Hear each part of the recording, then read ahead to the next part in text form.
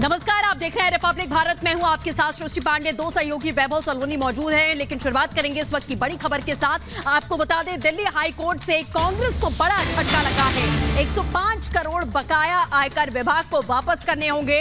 ये इस वक्त की बड़ी जानकारी आपको दे दें। कांग्रेस को देना होगा 105 करोड़ रुपए का बकाया। इनकम टैक्स मामले में कांग्रेस को यह बड़ा झटका लगता हुआ नजर आया है। हाईकोर्ट ने IT-AT के आदेश को बरकरार रखा और हाईकोर्ट ने कांग्रेस की याचिका को खारिज कर दिया है।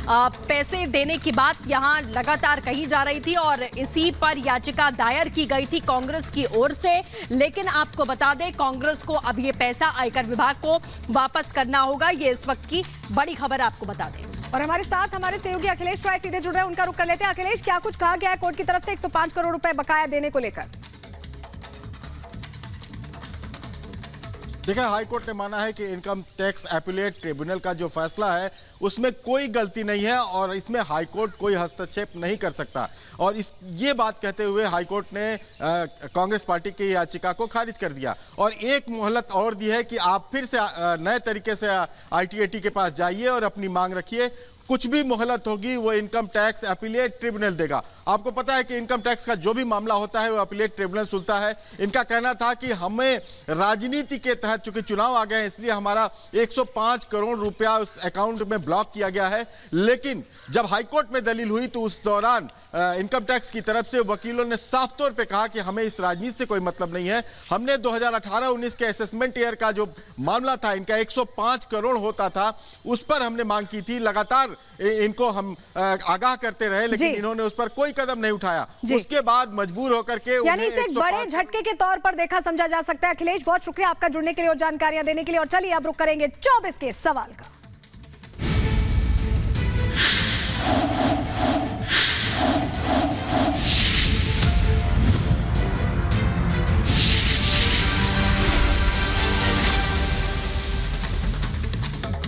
हजार 24 के चुनाव से जुड़ी करेंगे। दरअसल मनोहर लाल खट्टर ने अपनी जो सीट है वो छोड़ दी है विधानसभा की। अब ऐसे में कयास ये लगाए जा रहे हैं कि मनोहर लाल खट्टर को अब लोकसभा में मौका दिया जा सकता है। खबर यह भी है कि नायब सैनी उपचुनाव जब करनाल विधानसभा का होगा तो वो चुनाव लड़ेंगे। लेकिन फिलहाल बड़ी खबर यही है, हरियाणा के पूर्व मुख्यमंत्री मनोहर लाल खट्टर ने अपनी करनाल विधानसभा सीट छोड़ दी है।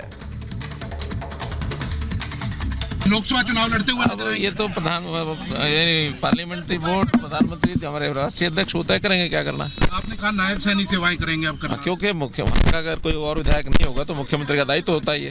मैं भी पहले जितनी विधानसभाएं खाली होती थी उस समय उनकी सेवा के लिए मेरे जिम्मे मुख्यमंत्री के नाते काम होता था। अब मुख्यमंत्री के नाते काम करेंगे क्योंकि चुनाव भी लड़ सकते हैं नायब सैनी। अब ये तो समय बताएगा, पार्लियामेंट्री बोर्ड तय करेगा। सर, आपने कहा कि करनाल की सेवा नायब सिंह सैनी करेंगे। मैंने बताया जो खाली हो जाती है विधानसभा मुख्यमंत्री का ही दायित्व होता है। आगे पार्लियामेंट्री बोर्ड तय करेगा। और बड़ी खबर आपको बता दें, हिसार की रैली में बोले हैं दुष्यंत चौटाला, हमने 2 लोकसभा सीट मांगी थी। दुष्यंत ने कहा जो हो रहा है वो अच्छा है, जो होगा वो भी अच्छा होगा। ये साफ तौर पर दुष्यंत की ओर से कहा गया। कार्यकर्ता मजबूत रहें, घबराने की जरूरत नहीं है। दुष्यंत चौटाला की ओर से ये बातें कही गई हैं। हिसार की रैली में दुष्यंत चौटाला ने यह बड़ा बयान दिया है कि 2 लोकसभा सीटें मांगी गई थी। जाहिर है इसी बात को लेकर खटपट यहां पर होती हुई नजर आई थी। अकेले 4.5 साल उस सरकार में थे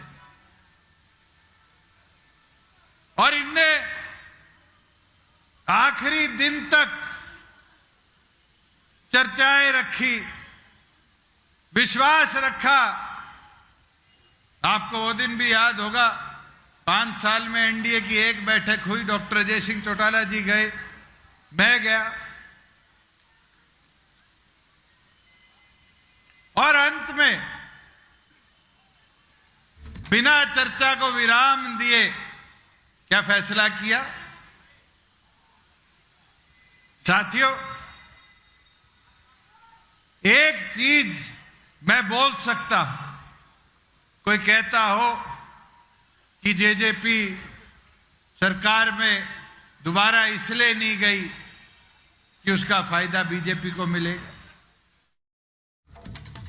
और चलिए आगे बढ़ते हैं, आपको बताएं नायब सैनी ने विश्वास मत हासिल कर लिया है। इस अब से थोड़ी देर पहले ध्वनि मत के जरिए विश्वास मत हासिल किया है। इस वक्त की बड़ी जानकारी आपको बता रहे हैं। जिस तरह से कहा भी जा रहा था कि ये सिर्फ एक औपचारिकता मात्र है, फ्लोर टेस्ट, नायब सैनी ने पास कर लिया। नंबर्स पहले ही भारतीय जनता पार्टी के पास थे और ऐसे में बहुमत परीक्षण में नायब सैनी की जो सरकार है वो पूरे नंबर से बल्कि उससे ज्यादा से पास हो गई है। विश्वास मत हासिल कर लिया गया है। तो बिल्कुल बड़ी खबर आपको बता दें, नायब सैनी ने फ्लोर टेस्ट पास कर लिया है।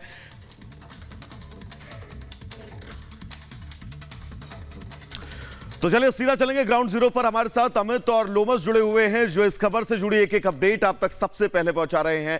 अमित, आपका ही रुख करना चाहेंगे। औपचारिकता जिसका हम सुबह से ही जिक्र कर रहे थे, ध्वनि मत से पास हो गया है। अब विश्वास प्रस्ताव यानी कि सरकार विश्वास में है पूरी तरह से। आगे रणनीतियां तय होंगी, स्थितियां तय होंगी। मनोहर लाल भी अपने पद से विधानसभा में सदस्यता से इस्तीफा दे चुके हैं। अमित,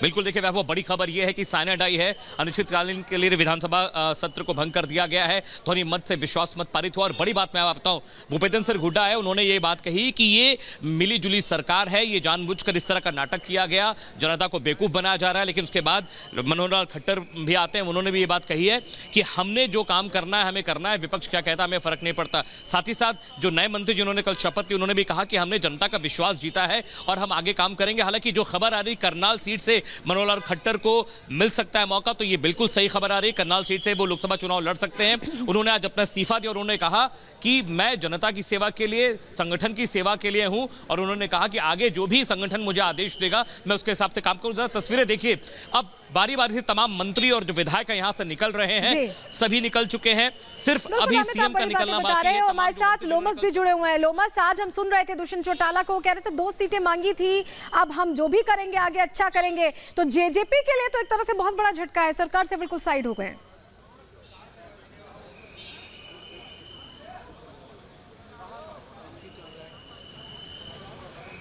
लोमस, आप हमें सुन पा रहे हैं? बिल्कुल साफ तौर पे आपने देखा कि जो एक्स सीएम थे मनोहर लाल खट्टर ने, उन्होंने साफ तौर पे ये कहा कि मैंने अपना जो करनाल सीट था उसको छोड़ दिया है और अब नायब सिंह उसकी सेवा करते हुए नजर आएंगे। और आपने ये भी देखा कि किस तरीके से विश्वास मत भी बीजेपी को अब मिल चुका है। पूर्णतः जो 48 विधायक थे वो सदन में मौजूद थे। साफ तौर पर जो मौखिक वोटिंग हुई उसमें भी ये पूरी तरीके से सफल हुआ। और साफ तौर पर ये भी आप देख सकते हैं कि जिस तरीके से मनोहर लाल खट्टर ने कहा कि अब केंद्रीय नेतृत्व ये तय करेगा कि वो आगे की क्या प्लानिंग करते हैं। साफ तौर पे उनके एक चेहरे पे एक विश्वास था। वापस लौटेंगे।